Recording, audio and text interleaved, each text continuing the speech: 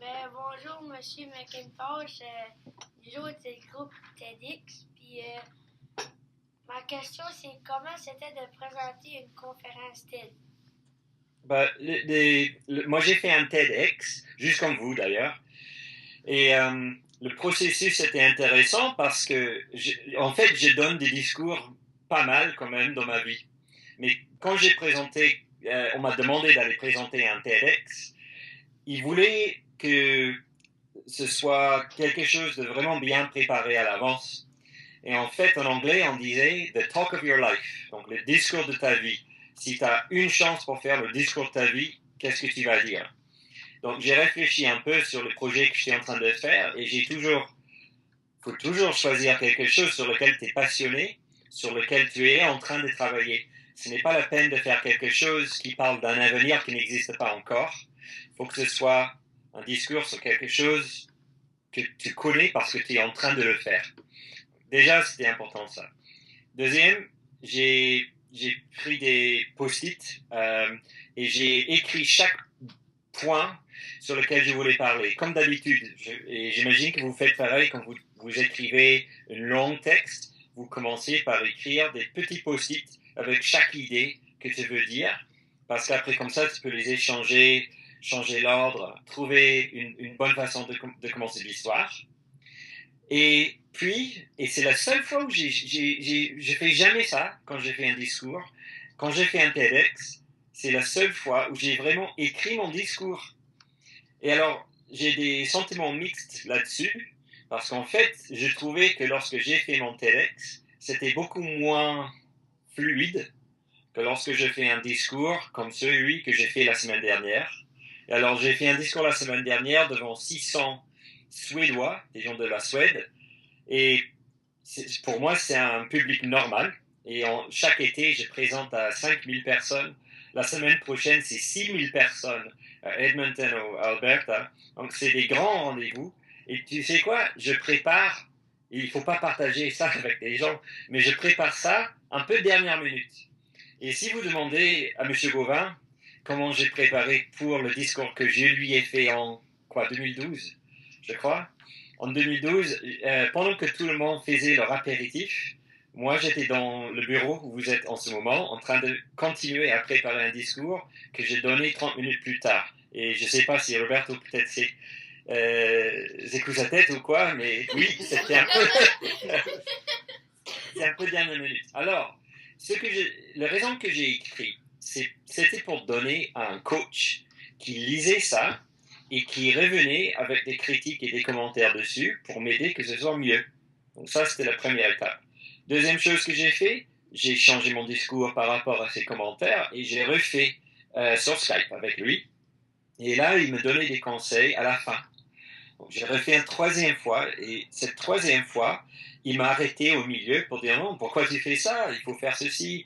Cette histoire-là, c'est un peu nul, laisse tomber. Parce que j'avais 8 minutes, je crois, pour faire mon discours et au début, c'était 15. Donc, on a dû couper la moitié pour que ça. Et ça a fini par être meilleur. La différence avec le discours que j'ai fait à Claire, et j'ai fait ça 2 fois, c'était des discours de 90 minutes. Et donc, ce n'est pas une histoire tout court que tu racontes, mais là, plusieurs histoires, et c'est plus comme écrire un roman. Il faut que j'avais 3 histoires en fait. Non, 4 histoires. J'avais 4 histoires différentes en 2012, et j'ai commencé les 15 premières minutes, j'ai présenté les 4 histoires, mais j'ai présenté la fin de l'histoire. Et puis j'ai passé 1 heure à raconter des histoires qui faisaient l'un dans l'autre. C'était assez compliqué. Et à la fin, on revenait au même point de départ. Et ça, les gens, ils ont aimé beaucoup parce que ça leur donne une petite aventure. Vous allez faire des discours plus courts. Donc, je recommande que peut-être pas écrire tous les discours que vous avez donnés, mais au moins pratiquer vingtaine de fois avec quelqu'un. Ce n'est pas une question de pratiquer la même chose 20 fois. Il faut pratiquer la première version et demander à voir quelqu'un qui vous donne une critique qui est gentille, oui, mais qui est spécifique et qui vous donne des conseils pour que ce soit mieux la prochaine fois.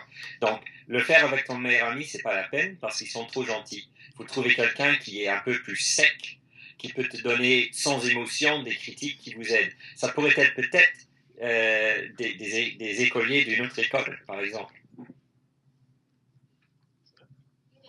Bonjour, M. McIntosh. Bonjour. Ma question, c'est quoi les étapes pour préparer? Pour préparer, comment tu t'appelles? Kaylee. Kaylee. Alors, je dirais, pour préparer d'abord, fais tes devoirs. Donc, faire tes devoirs, ça veut dire, si tu vas, par exemple, la semaine dernière, j'ai fait un nouveau discours, tout nouveau, et c'était basé sur la fin des discours que j'ai donnés en 2012. Donc, j'avais un discours en 2012 à Claire où j'avais montré un orchestre à la fin, non, 3 ou 4 orchestres. Et c'était pour faire une métaphore comme quoi les musiciens et les orchestres, c'est un peu comme dans les écoles. Et qu'est-ce qu'on pourrait apprendre des orchestres?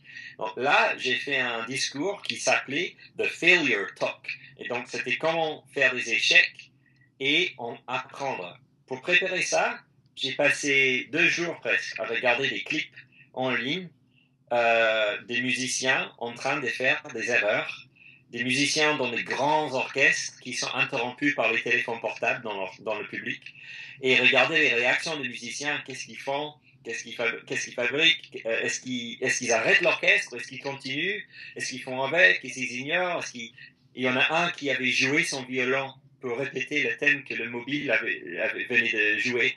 Donc, tu sais, dans leur public, ça faisait avec son violon. Il commence à jouer la même chose et on fait tout un morceau de musique. Et c'est pour. Donc, ça, c'était le truc que j'avais. J'avais cette petite idée. J'avais vu ces clips. J'avais une petite idée. Donc, j'ai fait mes recherches pour trouver autant d'exemples possibles des musiciens en train de lutter et d'en faire bien avec et de faire ça mal avec. Quand j'avais tout ça, j'ai mis chaque exemple sur un post-it, et j'avais une vingtaine, et j'ai mis en face de moi sur le mur. J'ai trouvé un ordre qui faisait une sorte d'histoire, et j'ai vu qu'il y avait 3 leçons. Et c'est toujours bien d'avoir 3 choses pour un discours. Les contes de fées, c'est toujours 3 choses. C'est toujours 3 fois à la porte que le petit chaperon rouge frappe. C'est toujours 3 petits cochons. 3, c'est le chiffre magique. Les gens se rappellent de 3 choses. Donc, c'était faites une chose. Je parlais aux professeurs. Les professeurs, ils en font beaucoup trop. Ils essaient de faire trop de choses. Donc, je leur disais, faites une chose mieux que tous les autres et travaille sur quelque chose que tu fais déjà très bien. Donc, les professeurs aussi, ils pensent qu'il faut travailler sur les choses qu'ils ne font pas bien. C'est pas vrai. Il faut choisir les choses qu'on fait bien. Donc, j'avais mis 3 leçons. Donc, c'était juste une question de trouver l'équipe qui montrait mieux ces 3 leçons-là. Et jusque-là, je n'ai pas touché l'ordinateur. Et en fait, j'ai touché l'ordinateur à 6 heures le matin des discours. Et à 11 heures, j'ai donné le discours. Pourquoi? Parce que ce n'est pas les diapos que vous avez sur l'écran qui sont importants. C'est toi, ton cœur, c'est les discours que tu donnes. Donc vraiment, touche l'ordinateur au dernier moment, pas au premier pas. Voilà, c'est clair ou c'est moyennement clair? Il faut que ce soit juste assez clair. C'est compliqué. Ok. Autre question? Avez-vous des conseils à nous donner pour notre TED? Ce qu'on va faire? Ah, est-ce que j'ai des conseils pour Nous donner. Juste en général pour faire le discours? Bah. Ouais.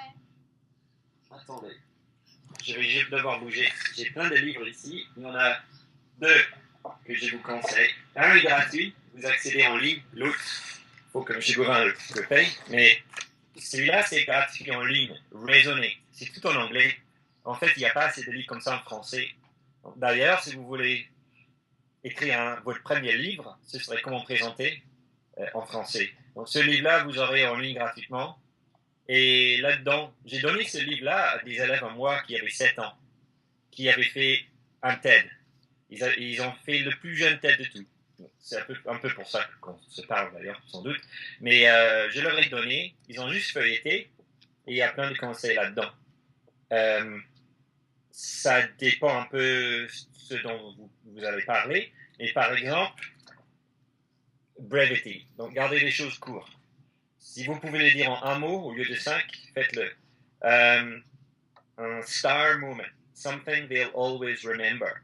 Donc, quand vous avez, je ne sais pas, une trentaine de discours, qu'est-ce que les gens vont se rappeler de vôtre? Qu'est-ce qu'ils vont se dire? Ils vont rentrer chez eux le soir et dire à leur famille quoi? Le lendemain matin au bureau, qu'est-ce qu'ils racontent? Dans une semaine, qu'est-ce qu'ils vont se rappeler de votre discours? Dans un an, qu'est-ce qu'ils vont se rappeler du discours? Il faut dire, j'ai fait un discours en 2010 et les gens aujourd'hui se rappellent toujours de seules choses que je voulais qu'ils se rappellent, the problem finders. Et moi, j'en ai marre parce que je veux parler d'autres choses et les gens ils disent non, on veut que vous parliez de ça. Et j'ai fait ces discours il y a 4 ans. Donc, si vous avez une chose, c'est quoi? Qu'est-ce que les gens devraient se rappeler? Si vous arrivez à faire ça et garder court, c'est gagnant.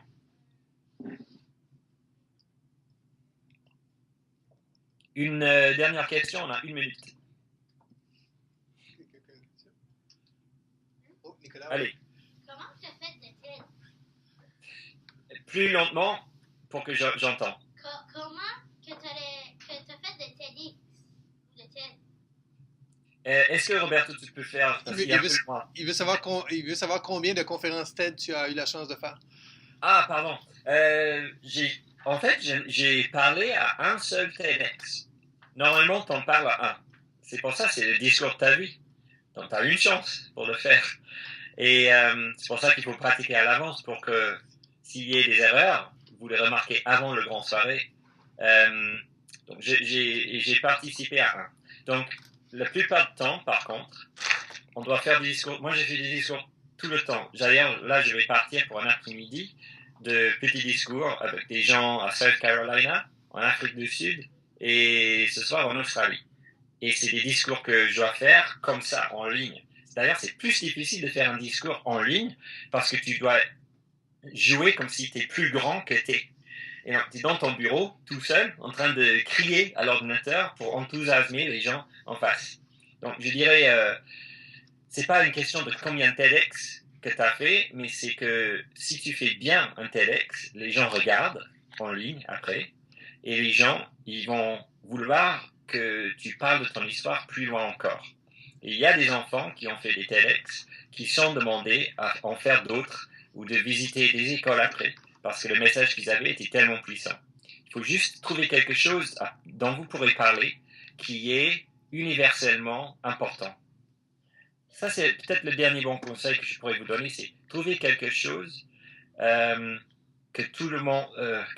oh là là, Robert, vous parlez peut-être anglais aussi, je ne sais pas, mais Oui, la phrase qui vient en tête, oui. c'est talk about something people care about. Et qui vaut la peine d'être discuté. Oui. C'est ça, voilà. Mais il faut que ça touche le cœur plus que la tête. À l'école, on vous enseigne de toucher les têtes d'abord, puis le cœur. C'est l'envers. Quand tu fais un discours, c'est ça qui compte. Moi, et deuxième, ça. Parce que vous pourriez être très intelligent et donner quelque chose qui est intellectuellement important, mais si les gens s'en fichent, bon, c'est fini. On ne peut rien faire. Donc, il faut vraiment aller dans le cœur d'abord. Si vous arrivez à les faire pleurer, c'est difficile. Les faire sourire et rigoler, c'est encore plus difficile. Mais c'est les deux choses qu'il faut arriver à faire. Si vous arrivez à faire les deux choses en 7 minutes, vous venez travailler pour moi. Bon, ben, Ok. merci. Il va falloir que je parte parce que j'ai mes professeurs en Caroline du Sud qui m'attendent.